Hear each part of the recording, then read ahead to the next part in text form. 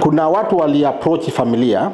Kuna kijana ambaye ni mwanachama wa Chadema anaitwa Freddy, ambaye kwa muda mrefu amekuwa kama ni msaidizi wa mwenyekiti Lissu.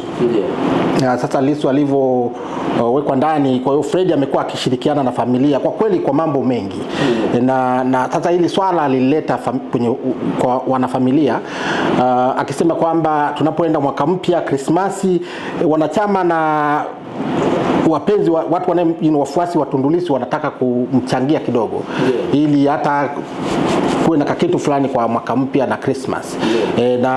Na hivyo tunaomba mturuhusu na ikiwezekana tuweze kutumia account ya familia, ili sasa iwe rahisi kuzikusanya hizo. Na kwa sababu Alute kaka yetu ndo kama msemaji wa familia, kwa hiyo alikutana na Freddy wakatengeneza hizo akaunti. Kuna akaunti za simu, lakini kuna vile vile akaunti ya benki, ili sasa hayo makusanyo yaweze kufanyika. Na hilo zoezi lilikwenda vizuri, na kuelekea mwaka mpya sisi kama familia tulikwenda kijijini Singida. Na Freddy akawa amependekeza kwamba abaki na hizo simu au hizo line, ili aendelee kufanya makusanyo na vile vile kutoa update kwa wachangiaji. Sasa tulivyokwenda kule, na baada ya siku kadhaa kaka alivyorudi Arusha kwenda kuangalia, sasa ndo akaona kama vile kuna fedha zimepungua, mambo hayako sawa.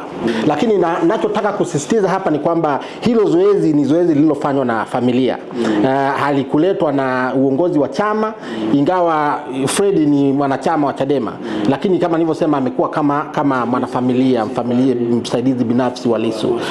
Kwa hiyo sasa nilivyoona kwenye mitandao vitu vinarushwa huko, naona kuna posti za Yeriko Nyerere huko kwamba nikaona si sahihi, labda ni vizuri tukaliweka wazi.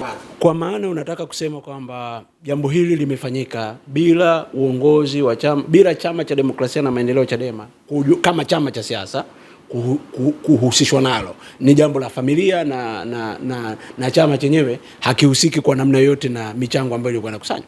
Naweza kusema hivyo, ingawa wachangiaji unakuta labda walio wengi watakuwa ni watu wa chama na watu wengine ambao sio wana Chadema. Kwa hiyo nafikiri ni jambo la familia na uongozi wa Chadema, kwa maana ya makamu mwenyekiti. Naona kuna Amani Golugwa anahusishwa pale kwamba alikwenda Arusha kukutana na Alute. Nafikiri hiyo sio sahihi. Kwa hiyo nimeona ni iwekwe wazi. Chama cha Demokrasia na Maendeleo Chadema unataka kusema kwamba hakihusiki kwa namna yoyote ile na michango ilikuwa inachangwa, hata kama kilikuwa kimetoa baraka zake. Ni sahihi kusema hivyo, ni sahihi. Kwa hiyo huu ni upotoshwaji kwamba mambo ya sasa imekuwa mambo ya siasa sasa, kuspini na nini. Lakini nafikiri ukweli ulio wazi kama nilivyosema ni kwamba ili swala limefanyika, familia ndio imeliongoza, imelisimamia, na akaunti zilizotolewa ni za mwanafamilia ambaye ni kaka yetu mkubwa, ndo kama msemaji wa familia, na inatosha kusema hivyo. Lakini sasa kusema kwamba nafikiri mitandao, vitu vinavyowekwa kwenye mitandao sasa sio sahihi. Ili kwa wa kwanza kupata habari zetu, tafadhali usisahau kusubscribe, like na kucomment.